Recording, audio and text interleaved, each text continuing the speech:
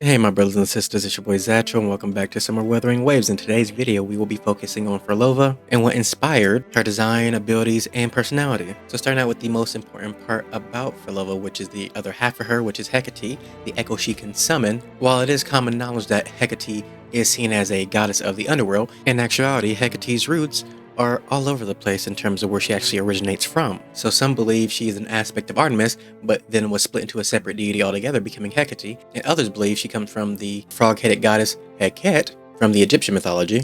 But more information points to Hecate being a adopted Greek god who started out as a moon goddess worshipped by the Thracians, who are a group of Indo-Europeans from Turkey, Eastern Europe, and northern Greece. And historians believe her actual origins are with the Carian people from southwestern Anatolia, which is now part of Turkey today. Alongside being a moon goddess, she was also seen as a goddess of childbirth and wilderness, but when she was adopted by the Greek mythology, they already had gods over those domains, so she became the goddess of magic, sorcery, and ghosts. That being said, being the goddess of magic, she was seen in two lights. First being with white magic, seen as a protector and bestowing daily blessings to the people. She would have shrines in people's homes as well as at crossroads to help ward off restless spirits and to be the guardian of the boundary between life and death. And then later, some events transpired to where she was then portrayed in a completely opposing light to how she was before. She was later depicted as a sorceress who haunted the crossroads and unleashed ghosts and phantoms from the underworld onto the people. So we don't know exactly what happened within the couple hundred years that made her change her heart, or maybe this is just a part of her cycle of her three faces. We truly don't know, but there was a drastic change in how she was depicted moving forward. But this shifting of moods can often be seen in Phrolova herself, with how she goes about handling her alliances and her enemies. One moment she's all for helping her allies, but then she can turn on them at the drop of a hat if things aren't going her way. Even Hecate herself was a god that many would try to stay on the good side of, simply because of the sway she had over life, death, and people themselves. That's how much of a stranglehold of control she had in general. In a poem by Hesiod, he states, "She sits by worshipful kings in judgment, and in the assembly who she will is distinguished among the people. And when men arm themselves for the battle that destroys men, then the goddess is at hand to give victory and grant glory rarely to whom she will." So this goddess was truly all-powerful. She was so powerful, in fact, that Zeus himself came to her during the Titanomachy to ask for help, and after she did help them in that Titan war, he gave her dominion over the skies, land, and seas, adding more to her power. And as you can see with Hecate, she's depicted with her three heads, and things usually come to her in threes. And her three heads have various meanings. From the phases of the moon, waxing, full and waning, the stages of a woman's life, maiden, mother, and then elderly, the paths of the crossroad, her multiple roles as a god, and again her temperament. Now, when Kuro decided to use Hecate as the reflection other half of Phrolova, they did an amazing job with bringing all this representation to her character. We know that Hecate is, a part of Phrolova, or, a reflection of herself, because she herself says, Hecate is me, the me of the other world, the me of this world, and the me who moves freely between them.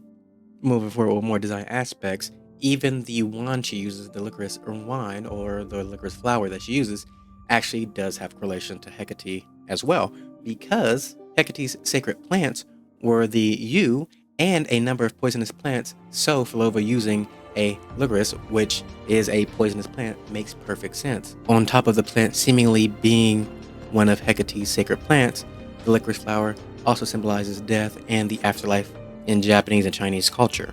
The licorice flower's name itself is also of Greek origin and means twilight. According to the Greek lore, there was a beautiful nymph named Licorice who stole Apollo's heart, and he bestowed the name upon her. In ancient literature, the name is synonymous with darkness and dusk, portraying the passage of time and the delicate balance between beginning and end. And this ties in well to how Phrolova awakens her powers. Upon her death, she meets Hecate in the beyond and is at a crossroad to the biggest change in her life. She can either join Hecate in the beyond for eternal slumber, or Hecate can join Phrolova, becoming one, walking the earth and doing as she pleases. We obviously know what she chose, but upon doing so, Phrolova's time stopped, and she no longer ages, and she is seemingly unkillable with the ability to heal wounds and regenerate organs.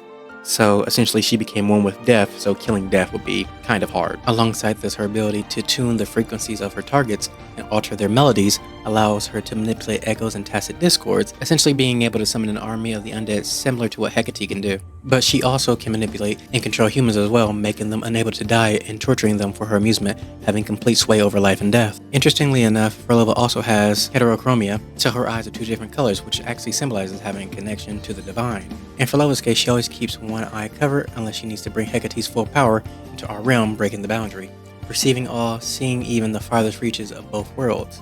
Also, Phrolova's name seems to derive from Phrolova, a Russian last name meaning daughter or son of Frol. Frol means the wise man. And finally, she is the conductor, meaning she wants to be the one in control. Again, Phrolova has serious control issues and is willing to sabotage ally and help enemy to get her way. All the instruments that are in her splash art is probably to show she has control over all melodies, which in the world of Wuthering Waves, which is built upon frequencies, is quite strong because she can quite literally tune the frequencies of the world and bend them to her will. Her having power essentially over music also shows the duality of Hecate, simply because, in a positive aspect, controlling music can symbolize social change and resistance, as shown historically throughout time. Music has been a powerful tool for social and political movements. And then on the more negative side, the power of music can be exploited for manipulation and control, to manipulate people's emotions and beliefs, as seen throughout time with propaganda, to promote specific ideologies and agendas. Yeah, but that's everything to do with Phrolova's character design aspects.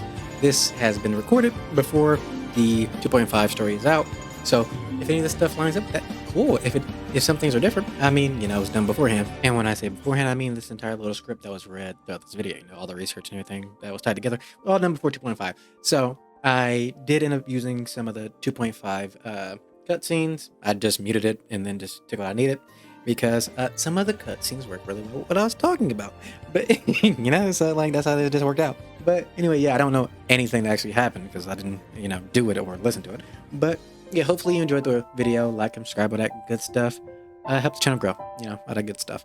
I will see y'all in the next one. Love you guys, and bye bye.